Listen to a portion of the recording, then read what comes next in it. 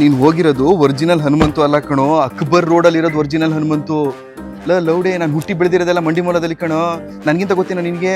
ಕೇಳಿದ್ಯಾ ಮಂಡಿಮೂಲ ಹೆಸರನ್ನ? ಉಚ್ಚಗಿಚ್ಚೆ ಹೋಗ್ಬಿಟ್ಟಿದ್ಯಾ ನೋಡು. ನಂಗೆ ನಿದ್ದೆಲ್ಲಿ ಎದುರಿಸ್ಬಿಟ್ಟು ಕೇಳಿದ್ರು ಒರಿಜಿನಲ್ ಮೈಲಾರಿ ಯಾವುದು, ಒರಿಜಿನಲ್ ಹನುಮಂತು ಯಾವುದು, ಒರಿಜಿನಲ್ ಮೈಸೂರು ಟಾರ್ಪಲಿನ್ಸ್ ಯಾವುದು ಅಂತ ಗೊತ್ತು. ನೀನು ಹೋಗಿ ತಿನ್ಕಪ್ಪ, ನಾನು ಬೆಂಗಳೂರಲ್ಲಿ ಇದ್ದೀನಿ. ಹ್ಞೂ ಅಮ್ಮ, ಕರೆಕ್ಟಾಗಿ ಊಟ ಮಾಡ್ತಾ ಇದ್ದೀನಿ, ಏನು ತಲೆ ಕೆಡ್ಸ್ಕೊಬೇಡಿ. ಆರೋಗ್ಯದ ಬಗ್ಗೆ ನೀವೇನು ಚಿಂತೆ ಮಾಡಬೇಡಿ, ನಾನು ನೋಡ್ಕೋತಾ ಇದ್ದೀನಿ. ಇನ್ನೊಂದು ಸ್ವಲ್ಪ ಹೊತ್ತು ಹೊರಡ್ತೀನಿ, ಇವಾಗ ತಾನೇ ಆಫೀಸಿಂದ ಬಂದಿದ್ದೀನಿ. ನೀವು ಆರಾಮಾಗಿರಿ, ನಾನು ಬರ್ತೀನಿ ಒಂದು ಸ್ವಲ್ಪ ಹೊತ್ತು. ಬಾಯ್.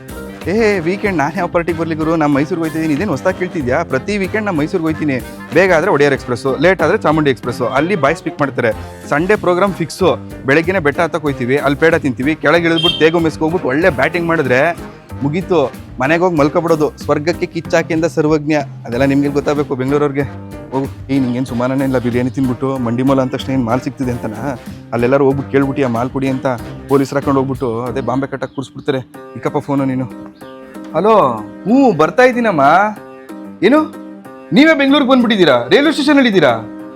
ಅಲ್ಲ ಒಂದು ಮಾತು ಹೇಳೋದಲ್ವಾ ಬಂದಿದ್ದೀರಾ ಅಂತ? ಸರ್ಪ್ರೈಸ್. ಸರಿ ಬನ್ನಿ, ಜಯದೇವ ಮೆಟ್ರೋ ಸ್ಟೇಷನ್ ಹತ್ರ ಇಳ್ಕೊಳ್ಳಿ.